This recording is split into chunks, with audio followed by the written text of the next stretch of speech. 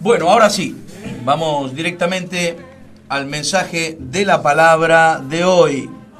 Así que si tienen la Biblia, no la vaya a cerrar, por favor. Ahora vamos a leer en un momento, vamos a leer en el capítulo 17 de Primera de Samuel y después déjela abierta porque vamos a charlar un poquito allí. Hay muchas historias en las páginas de la Biblia sobre jóvenes que hicieron proezas poderosas en Dios. Y hoy me gustaría reflexionar sobre una historia muy conocida y también muy apasionante, ¿no? Que está protagonizada por un joven, David. Precisamente quería hablar del encuentro que David tiene con Goliat. La Biblia narra que David era, en ese momento, cuando él se encuentra con Goliat, cuando él se enfrenta contra Goliat, la Biblia narra que en ese momento David tenía aproximadamente unos 17 años, entre 17 y 18, no tenía más de esa edad. Curiosamente, esa era la edad que también tenía José, cuando los hermanos los vendieron como esclavo. Digo esto para los que son conocedores de la palabra de Dios. A José los hermanos también lo venden como esclavo, y curiosamente tenía esa edad, 17 años, 18 años. Digo, parece que, a modo de introducción digo esto, ¿no? Pero parece que Dios no ve a nuestros hijos como lo vemos nosotros. Por lo visto, Él está dispuesto a confiar en ellos más de lo que estamos algunos de nosotros. Increíble, pero en las manos de un chico como José, por ejemplo, de 17 años, Dios puso el destino de toda una nación en las manos de un chico de 17 años, y por ese chico, cuando ese chico ya se hizo grande, salvó a toda la nación de morir de hambre, por la mano de José. Es sorprendente, digo, pero por la mano de un chico como David, Dios pone en juego todo su prestigio y su gloria. Porque digo, mire si David se volvía para atrás cuando veía a ese gigante. ¿Dónde iba a quedar la gloria de Dios? Porque David enfrenta al gigante en el nombre de Jehová de los ejércitos. Mire si cuando David lo veía al gigante se volvía para atrás. ¿Dónde quedaba la gloria de Dios? Pero resulta que Dios pone en juego su prestigio con ese muchacho, sabiendo, conociendo el corazón de ese chico, que él no se iba a volver para atrás. Digo todo esto a manera reflexiva, por supuesto. Pero, por ejemplo, ¿usted cree que el padre de José habría dicho: sí, vendan a mi hijo como esclavo? Yo sé que él va a poner en alto el nombre de nuestro Dios. ¿Usted se imagina que el padre de José hubiese dicho: sí, yo creo que si lo ponen a mi hijo frente a la tentación sexual, él va a resistir? Métanlo también en una cárcel durante casi 10 años y él jamás va a negar a su Dios. Yo no creo que el padre del padre de José hubiese dicho esto. No creo que el padre de José haya conocido la profundidad que había dentro del corazón de su hijo, la capacidad que había dentro del corazón de su hijo. Yo no creo tampoco que el padre de David habría dicho, por ejemplo, dejen que mi hijo pelee contra el gigante.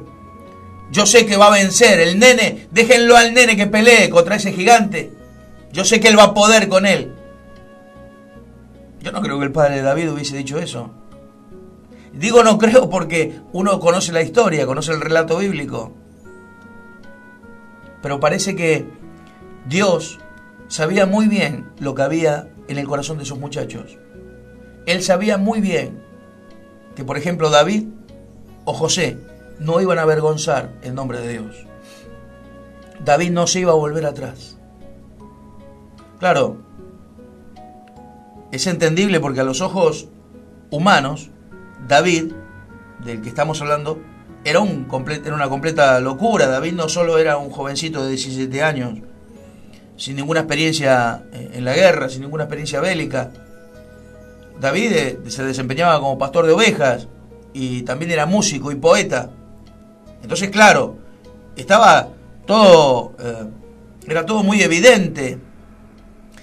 ¿Cómo iban a mandar a ese chico? Ese chico iba a morir aplastado como una cucaracha por ese gigante. A los ojos humanos era totalmente razonable, era entendible que ese chico no podía pelear contra un gigante. Uno, desde aquí, desde la lejanía, podría imaginar ahora lo que se diría cuando mandaban a ese chico al combate, a la batalla. ¿A quién van a mandar? Imagínense los soldados, lo que pensarían: ¿a quién van a mandar contra ese gigante? A ese chiquito de 17 años que es pastorcito de ovejas. músico y poeta, ya está todo cantado. Ya sabemos cómo va a terminar. Ese chico va a morir aplastado. ¿Cómo lo van a mandar a ese pibe a luchar contra semejante gigante, con un guerrero desde toda su vida? Lo que ninguno sabía es que David, a su corta edad, ya había peleado contra un león y contra un oso y había vencido, porque el Dios del cielo y de la tierra estaba con David. Varios de nosotros muchas veces menospreciamos la capacidad de nuestros hijos. Parece ser que ellos en Dios están capacitados para luchar, sufrir, soportar y hasta vencer más de lo que nosotros nos imaginamos. Amados, es muy probable que alguno de sus hijos ya haya luchado en batalla contra algún gigante y haya vencido, contra algún león, contra algún oso, y nosotros no sabemos nada. Así como no sabía nada el papá de David o sus hermanos. No menospreciemos la juventud. Oremos por ellos. No los tenga en poco, respételos, no los juzgue, apóyelos, compréndalos. Porque todos somos parte de un solo cuerpo en Cristo Jesús. Y por supuesto, nuestros jóvenes también. Aquí en nuestra iglesia, ¿sabe? En nuestro ministerio, hay un mover muy fuerte con los jóvenes.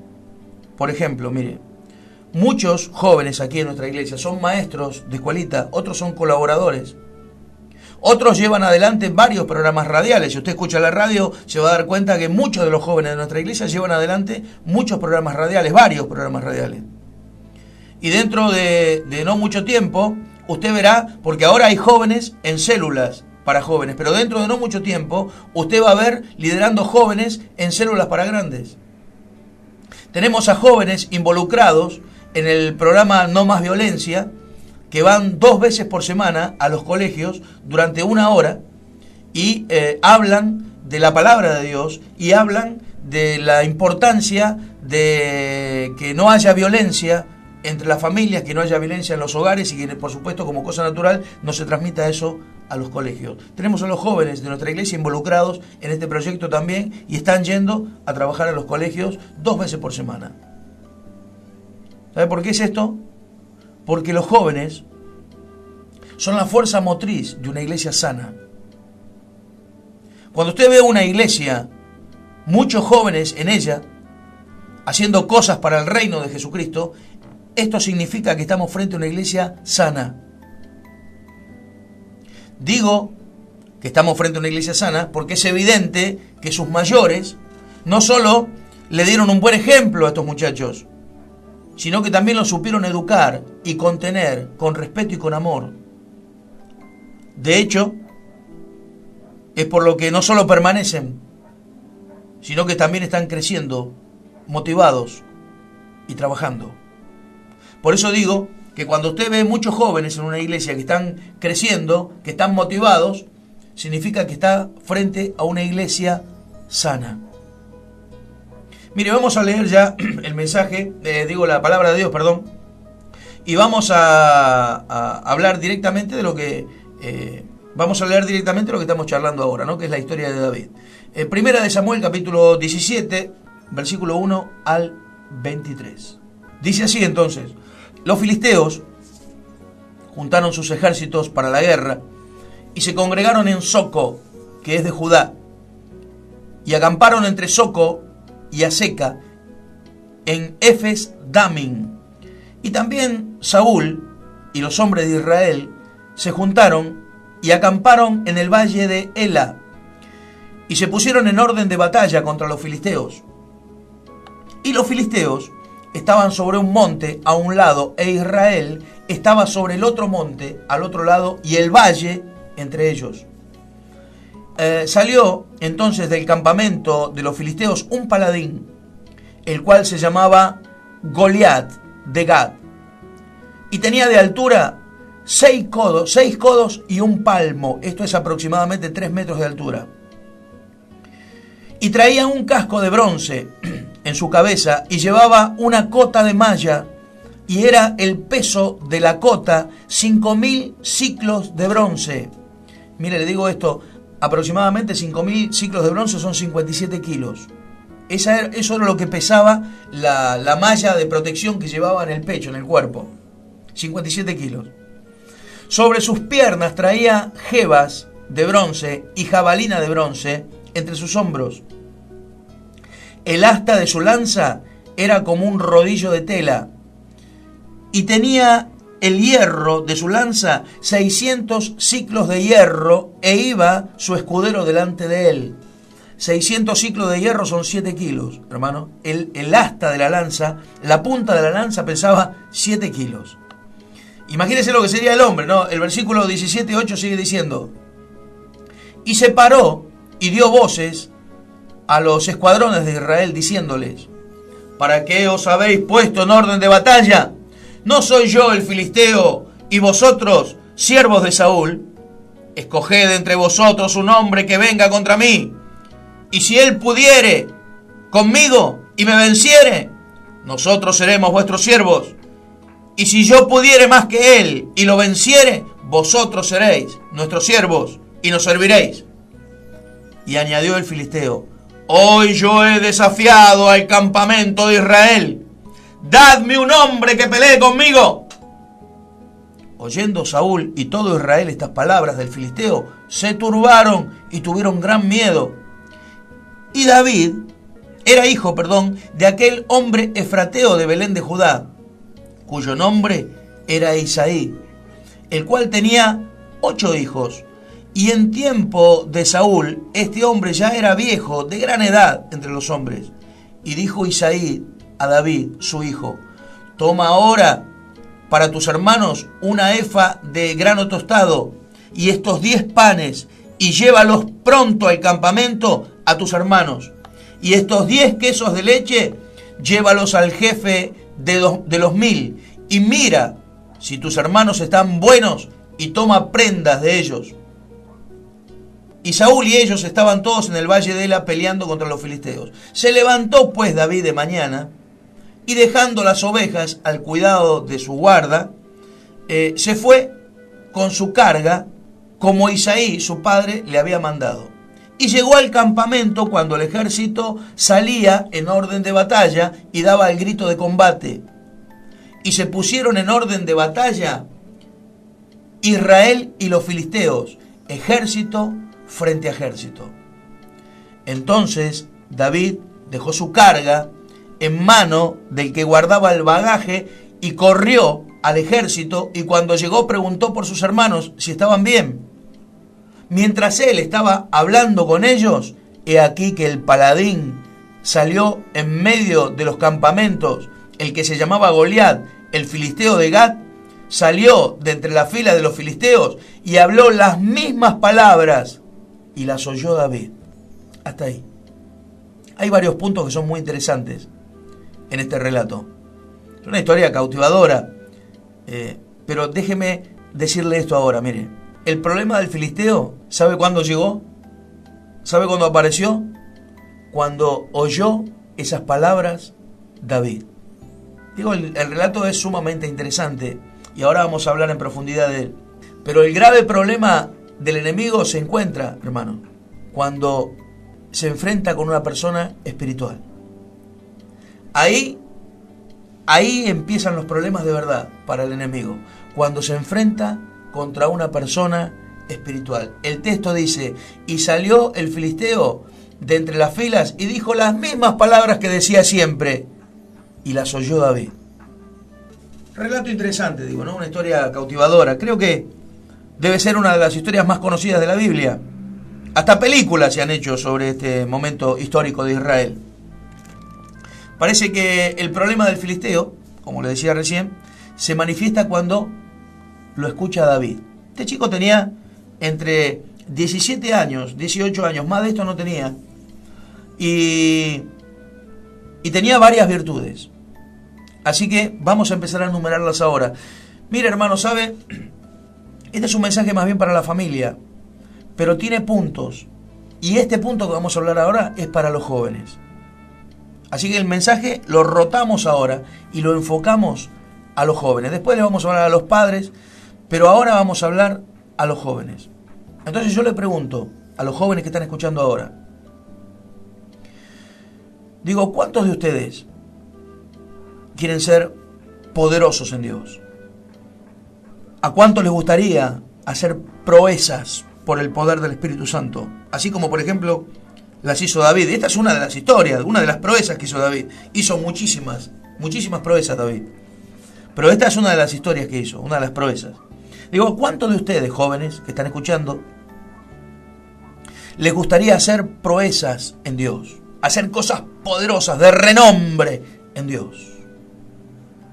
No cierre la Biblia, mire, vamos a ir otra vez al versículo 20, capítulo 17, versículo 20, estamos en Primera de Samuel. Le estoy hablando a los jóvenes, ¿no? Miren lo que dice el versículo 17 del carácter de David.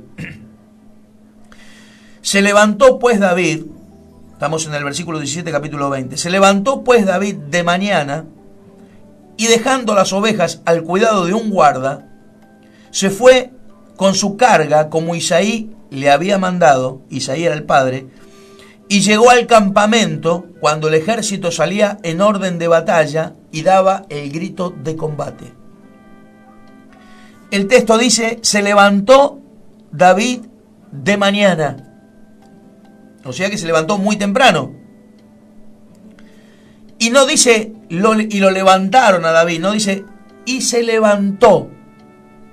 Un dato interesante, parece que no había nadie gritándole, dale nene, apurate que casi ya hace una hora que te estoy llamando. Parece que no tenía ese formato David, ¿no? Estoy hablando a los chicos, estoy hablando a los jóvenes. Porque todos, yo le pregunto a cualquier joven, ¿no quisieses vos tener una vida como la de David? Que el poder de Dios se manifieste en vos, hacer proezas y maravillas como las hizo David. La respuesta no hace falta ni que la diga, todos ya sabemos cuál es. Pero digo, hay pautas que nos muestran cuál era el carácter de este chico. El texto dice, se levantó pues David de mañana. Se levantó solo de mañana. Dato interesante. No había nadie gritándole. Era esforzado. No era un desganado, no era un flojo. Se levantaba temprano.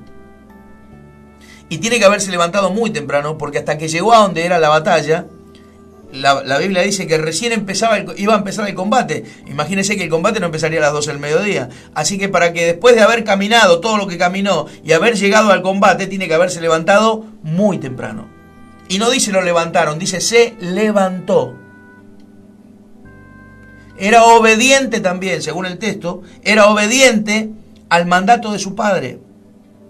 Porque dice que su padre lo había mandado y dejó las ovejas al cuidado del guarda y se fue con la carga que Isaí, su padre, le había mandado.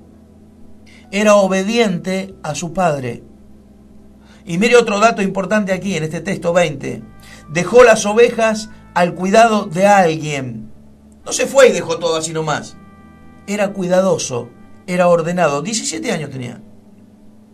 Era cuidadoso, hermanos. Era ordenado. Se fue, pero dejó las ovejas al cuidado de alguien. No dejó todo así nomás. Me voy, porque es igual, total mi viejo me mandó, mi papá me mandó. Así que bueno, yo me voy, él me mandó. No, él me mandó, pero yo acá tengo una responsabilidad y dejo las ovejas al cuidado de alguien. Digo, la pregunta está dirigida a los jóvenes, esta que hago ahora, ¿no? ¿Esa es la manera que nos manejamos? ¿Así nos manejamos nosotros cuando nuestros padres nos mandan a hacer algo? ¿Lo hacemos rápido? ¿Nos levantamos solos? ¿Y dejamos todo ordenado? No haga caras, mamá, usted del otro lado, le estoy preguntando a su hijo. ¿Esa es la forma que nos manejamos nosotros? Digo, tenía virtudes David, que tenían que ver ya con su esencia, con su carácter.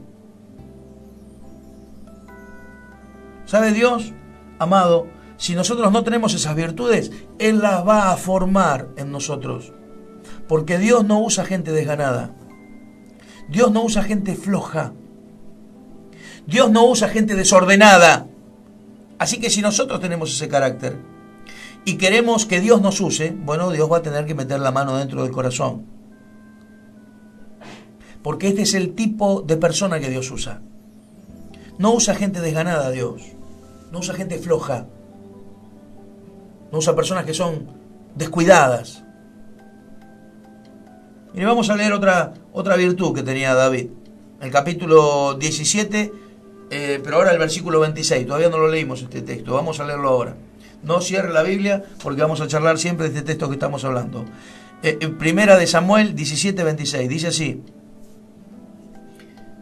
entonces habló David a los que estaban junto a él, diciendo, ya había llegado a donde era el combate, donde se desarrollaba la batalla. Dice, entonces habló David a los que estaban junto a él, diciendo, ¿qué harán al hombre que venciera a este filisteo y quitare el oprobio de Israel? Porque ¿quién es este filisteo incircunciso para que provoque a los escuadrones del Dios viviente? Otra de las virtudes del chico, mire. ¿Quién es este filisteo incircunciso para que provoque a los escuadrones del Dios viviente? Le preocupaba la gloria de Dios. Esta es otra virtud que tenía el nene. 17 años. Le preocupaba la gloria de Dios. Le preocupaba que el nombre de Dios sea respetado, sea temido. Yo, de verdad, trato con muchos jóvenes. Recién le dije, en nuestra iglesia, en nuestro ministerio, hay muchos jóvenes, muchos. Y yo trato con muchos jóvenes. Y sabe, hay muchos aquí que son así, que les preocupa la gloria de Dios. Hay muchos jóvenes aquí, hermano, que están interesados en que el nombre de Dios sea puesto bien en alto y sea temido. Hay muchos jóvenes aquí que tienen este corazón y que están esperando la oportunidad de demostrarlo, de demostrar cuánto aman a Dios. Quizás alguien del otro lado esté pensando, sí, ¿cómo no? Usted porque no conoce a mi hijo, no quiere hacer nada, es un vago, es un descuidado. A veces, hermano, queremos que nuestros hijos hagan lo que nosotros queremos y también lo que nosotros no queremos hacer. No sé si me entiende. Hay cositas que son menores, como cortar el pasto, que sé yo, lavar los platos, cositas de menor responsabilidad, y no las queremos hacer nosotros y se las damos a nuestros hijos para que las hagan. Y claro, ellos las hacen de mala gana y vienen de parte nuestra un juicio. O sea, mirá cómo haces las cosas, no querés hacer nada. Amado, Dios nos creó a todos con un potencial, con una capacidad determinada para que podamos desarrollar su obra aquí en la tierra. Todo ser humano tiene un potencial dado por Dios, una capacidad dada por Dios para desarrollar aquí en la tierra la obra de Dios, para desarrollar la visión de Dios aquí en la tierra, los planes de Dios aquí en la tierra. Entonces, si todos tenemos un potencial, esto significa que si hay alguien que no lo está manifestando ese potencial, es porque ese alguien todavía no encontró la motivación correcta para sacar lo que lleva adentro. Quizá alguien diga esto, esas cosas que usted les llama pequeñas, pastor, esas cosas fortalecen el carácter. Cortar el pasto, lavar los platos, esas cosas que usted le dice pequeñas, esas cositas fortalecen el carácter de los chicos. Es cierto. Pero no todos los jóvenes son iguales, hermano. Hay quienes sí aceptan ser formados así. Y hay quienes no. Y eso no significa que no tengan dentro un potencial, un llamado de parte de Dios. A ver, hermano, entiéndame, no le estoy hablando de que no corrija a sus hijos. No le estoy hablando de que no los eduque. Ni siquiera le hablo de que no los presione. Le estoy hablando que les dé una oportunidad en su mente, en su corazón.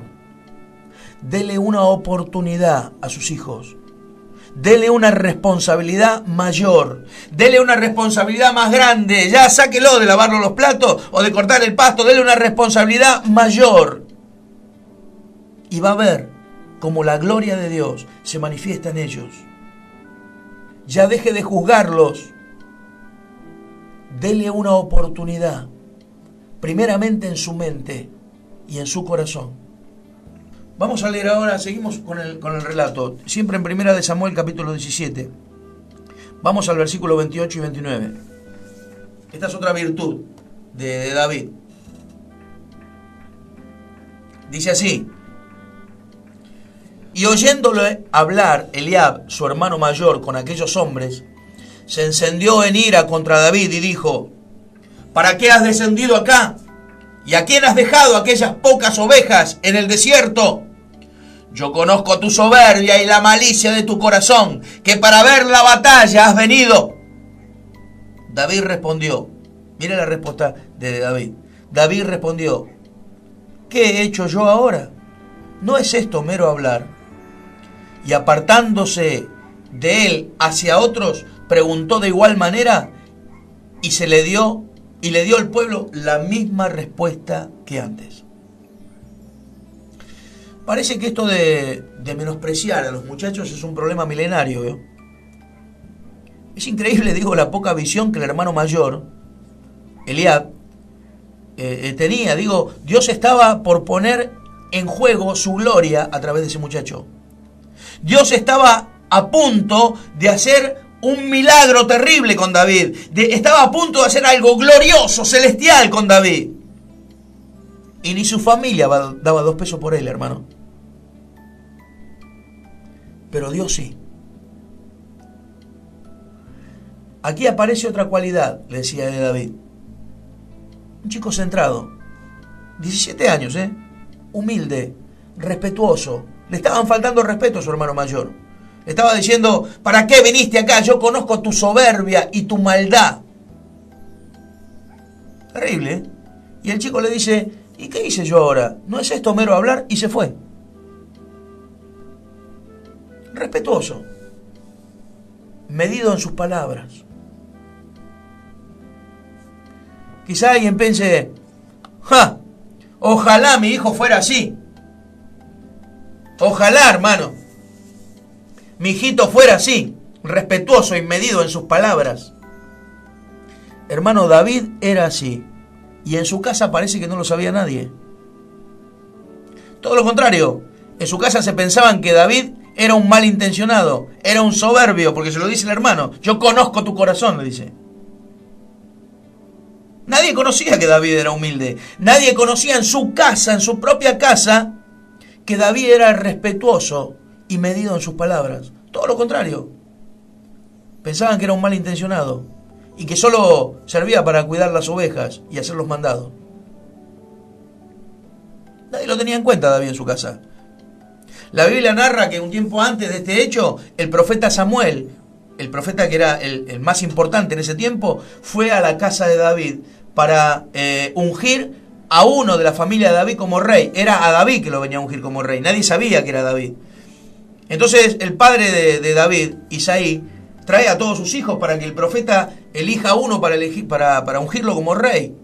Y el profeta ve a los 7 hijos de de Isaí. Isaí tenía 8. Y le dice: ¿no tenés más hijos? Ninguno de estos es el que Dios escogió. ¿No tenés otro hijo? Oh, sí, sí está David. Sí, allá en el campo, lo tenemos cuidando las ovejas. Es un pibe, un muchacho. Tráelo, dice el profeta, porque hasta que no lo traigas no vamos a comer. Porque Dios me mandó a levantar un rey de tu familia, de tus hijos. Tiene que ser ese que vos tenés allá, en el medio del campo, cuidando a las ovejitas. Ese que lo tenés para hacer mandados, tiene que ser ese. Tráelo para acá. Por eso digo, parece que es un problema milenario. El tema de menospreciar a los chicos, de menospreciar a los muchachos. Ni la familia daba 2 pesos por David. Pero Dios sí. A veces, digo, Goliat, esta figura de este gigante, para muchos se presenta como un obstáculo, ¿no? Un riesgo, algo, un problema que nos encontramos en la vida, un problema espiritual, un problema físico. Tal vez, por supuesto, nunca nos encontremos con un gigante de carne y de hueso, como un enemigo físico, gracias a Dios por eso. Pero sí nos vamos a encontrar con un gigante simbólico que pueda enfrentarnos en el mundo físico y espiritual. Por ejemplo, hermanos, ahora el mensaje empieza a rotar para la familia, ¿vio? Por ejemplo, muchas veces para nuestros hijos Goliat es el padre o la madre. Y para los padres muchas veces Goliat es el hijo. Es decir, el gigante a vencer está en casa. Y hay familias que viven con la onda en la mano, a los piedrazos todo el día entre ellos. Oiga, amado, la lucha no es contra carne ni contra sangre. La lucha es contra huestes espirituales de maldad. No es a los insultos, no es a los golpes, no es a las patadas. Si usted quiere que su hijo sea quebrantado, tiene que orar, tiene que ayunar, porque la batalla es espiritual. El enemigo, el gigante, no es su hijo. O para el hijo no son los padres. Ahora hay quienes dicen, sí, yo ya sé, hermano, que la lucha no es contra carne ni sangre. Y si lo sabe, ¿por qué no lo practica? Hermanos, nos es necesario orar y ayunar por nuestros hijos y hablar con ellos, charlar, dialogar de la palabra de Dios, enseñarles, hacerlos razonar, hacerlos entender sobre las verdades bíblicas. Quizá alguien piense por ahí, este mensaje no es para mí, porque yo no tengo hijos de esas edades, yo todavía soy joven, ¿no? Precisamente, mi amigo, si usted que está escuchando todavía tiene hijos chicos, evidentemente usted es una persona joven, así que el mensaje es para usted, porque el mensaje también es para los jóvenes aquí. Dios confía en ustedes, muchachos, más aún de lo que quizá ustedes mismos confían. Dios confía en ustedes porque Él sabe muy bien el potencial que ha puesto en cada uno de ustedes, muchachos que están escuchando. El mensaje para los jóvenes es este. No se menosprecien, porque el Dios Todopoderoso está habitando dentro de ustedes y Él confía en ustedes. No importa lo que otros digan, lo que importa es lo que diga Dios de ustedes. Amado, Dios confía en vos. Dios conoce tu corazón. Y si hay cosas que hay que cambiar allí para formar un carácter correcto, Dios lo va a hacer. Pero Él está confiando en vos. Por eso te llamó. El mensaje para los padres es: corrija a su hijo, repréndalo, presiónelo, pero sepa darle una oportunidad en su mente primeramente, en su corazón primeramente, porque Dios también está en ellos, amados. Y el mensaje para la familia es este, querido. La lucha no es contra carne ni sangre, sino contra huestes de maldad. Dejemos la onda, suelte las piedras, no es a los gritos, no es con insultos, no es con golpes. Ore, ayune por su familia, hable, dialogue. Y va a ver con sus propios ojos cómo todo cambia por el poder del Espíritu Santo de Dios. El tema claro es que para poder dialogar, yo tengo que dejar de gritar y tengo que aprender a escuchar y a respetar lo que piensan mis hijos. Porque muchos quieren sentarse a hablar con la familia, pero no están dispuestos a escuchar lo que la familia piensa. Y entonces comienzan a discutir. Y así terminan gritando, todos peleados, echándose la culpa unos a otros. Hermano, ¿sabe? Como padre de 6 hijos le digo. Le digo esto porque alguna experiencia como padre he ganado, ¿vio? Para poder hablar con mis hijos, yo necesito estar dispuesto a escuchar lo que no quiero escuchar. Lo que no me gusta escuchar. Si no estoy dispuesto a afrontar una conversación con ellos bajo estos términos, entonces siempre vamos a terminar discutiendo. Siempre. Porque los nenes ya tienen razonamiento. Los nenes ya crecieron. Los nenes ya esgrimen una manera de pensar. Y muchas veces esa forma de pensar está muy lejana de lo que yo quiero escuchar. Y ahí comienzan los conflictos. Por eso, para poder dialogar con nuestros hijos, con nuestros muchachos, tenemos que abrazar una mente abierta. Y ya alguien piense, Se ve que para usted es todo muy fácil. Yo quisiese verlo a usted con mi hijo. No se puede hablar con él. Se encoleriza enseguida y comienzan los gritos. Yo quisiese verlo a usted, amigo, como siempre le digo, con un Dios como el mío. Que cuando clamo a Él, Él me da la sabiduría y la palabra correcta para tratar con mis hijos. Hermano, Dios tiene la capacidad. Está en Dios la sabiduría, el dominio propio, la capacidad para que nos dé sabiduría para hablar con nuestros hijos. Pero hay que buscarlo. Hay que orar. Hay que clamar. La Biblia dice, todo lo puedo en Cristo que me fortalece. Todo lo puedo en Cristo que me fortalece. Entre ese todo entra también el diálogo con mis hijos. Todo lo puedo en Cristo que me fortalece. El diálogo con mis hijos es parte de ese todo. Si yo clamo a Él, si yo oro a Él, Él me va a dar la capacidad para charlar con ellos y para tener una mente abierta y para poder recibir lo que ellos digan y aunque yo esté en desacuerdo, tratar de seguir hablando sin discutir hasta que los haga entender, hasta que los haga razonar y les muestre la verdad por lo que dice la palabra de Dios. Pero no es a los gritos, no es a los piedrazos, no es a los insultos, no es a las patadas, es por el poder del Espíritu Santo de Dios. Todo lo puedo en Cristo que me fortalece. Es decir, es imposible perder con Jesús. Y claro, es imposible ganar sin Él. Este es el tema, hermano. Esto significa que somos en Jesucristo, como dice su palabra, más que vencedores. No existe nada en Jesucristo que no podamos. Porque Él nos capacitó, nos proveyó las armas necesarias del poder, de la unción nos proveyó, nos dio el dominio propio y la sabiduría que se necesita para afrontar todas las circunstancias de la vida. Todas. ¿Sabe lo que significa más que vencedor? Mire, ya termino, se me va la hora, pero me acuerdo de un ejemplo. ¿Sabe lo que significa más que vencedor? Tengo un ejemplo ahí, mire, dice así. Un boxeador va por el título del mundo. Su mujer, que lo ama mucho, demasiado, no quiso ir a ver la pelea. No quiso tampoco mirarla por TV. Ni siquiera quiso escuchar la radio. Fue una pelea dura. De hecho, era una pelea por el campeonato mundial. El contrincante era más joven y dio golpes muy duros, ¿vio? Tenía demasiada velocidad. El marido de esta mujer hizo su mejor esfuerzo, pero ese joven boxeador estaba dando vuelta a la pelea, hasta que de repente un golpe, poco menos que de suerte, da en el mentón de ese joven boxeador y este muchacho cae desplomado en la lona.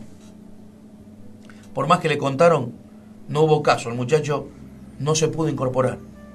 La pelea terminó y todos vivaban al campeón. Claro, cuando llegó a los vestuarios, su manager le dijo, prepárate, porque vamos a salir a festejar. Pero él solo quería volver a su casa, a ver a su amada esposa. Así que cuando llegó a la puerta de su hogar, no hizo ni falta que golpee la puerta porque ella lo estaba esperando del otro lado y abrió la puerta enseguida y se abrazaron. A ella no le preocupaba si había ganado la pelea, ella quería ver cómo estaba él, el estado en el que estaba. Ni siquiera le preguntó nada sobre la pelea, ni si había ganado. Pero de repente él abre un maletín que traía y saca el cinturón de campeón y miles de dólares y se los da a ella. Y le dice, gané mi amor, soy el campeón, fui el vencedor. Entonces él le da todo el dinero y el cinturón de campeón se lo da a ella. Y ella lo toma y lo agarra para sí y se lo agarra para ella. ¿Sabes lo que significa eso?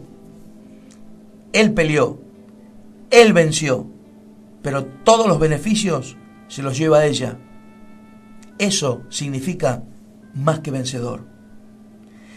Él venció, pero todos los beneficios se los dio a ella. Entonces ella es más que vencedora. Amado, Jesucristo ya peleó. y venció por nosotros.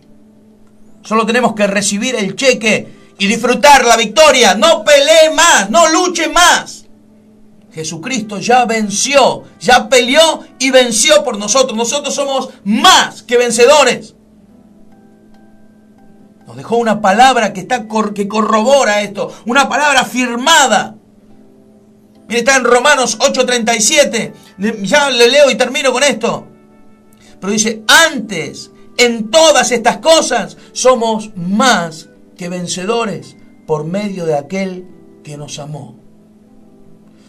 Antes, en todas estas cosas, somos más que vencedores por medio de aquel que nos amó. Miren lo que dice el versículo 38. Por lo cual estoy seguro que ni la muerte, ni la vida, ni ángeles, ni principados, ni potestades, ni lo presente, ni lo porvenir, ni lo alto, ni lo profundo, ni ninguna cosa creada nos podrá separar del amor de Dios que es en Cristo Jesús, Señor nuestro. Somos más que vencedores. No hay forma de perder en Jesucristo, mi amado, pero tampoco hay forma de ganar sin Él. Si está en Jesucristo, disfrute de sus hijos, de su familia, corríjalos, por supuesto que sí, repréndalos, exhórtelos, pero hágalo con amor, sabiendo que Dios está haciendo una obra perfecta en la vida de sus hijos. Crea en esto. Ahora, si no está en Jesús, entonces sí tiene que preocuparse, Vuélvase rápidamente a Dios, amado, porque Él lo está esperando con los brazos abiertos para darle una vida de paz y de felicidad para usted y para su familia. Si usted le permite a Dios, si usted le permite al Creador del universo en este día entrar en su hogar y ser soberano en su vida, usted va a decir, como dicen tantos, ¿cómo no me di cuenta antes? ¿Cómo perdí tanto tiempo? Lo tuve a Dios al lado mío toda la vida y nunca lo entendí. ¿Cómo perdí tanto tiempo? No sufra más solo, porque nuestro Dios lo está esperando con los brazos abiertos.